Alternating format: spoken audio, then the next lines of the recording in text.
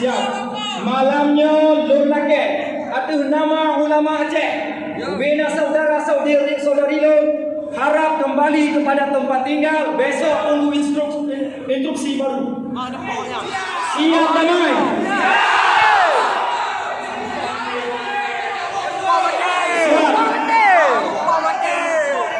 Kemudian yang terluka dalam aksi barusan, yang taruh darah, insyaallah panitia wajib bertanggungjawab.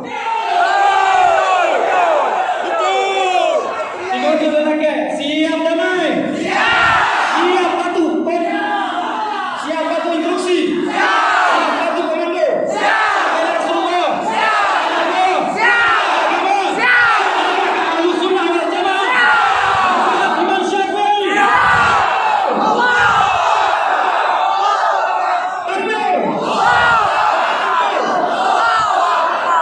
Sambil berselawat, lelaki tolong tinggalkan masjid.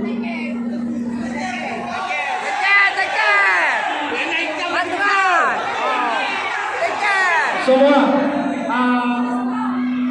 ahli masjid, saudara-saudara kami, ahli jamaah Masjid Al-Fitrah juga, kami mohon kesediaan sama-sama berkali tinggalkan tempat. Aksi damai kita semua saudara hanya karena hadir Wahabi Aceh untuk mengadu domba katanya. Kita tidak mau mengadu domba. Takbir. Assalamualaikum warahmatullahi wabarakatuh.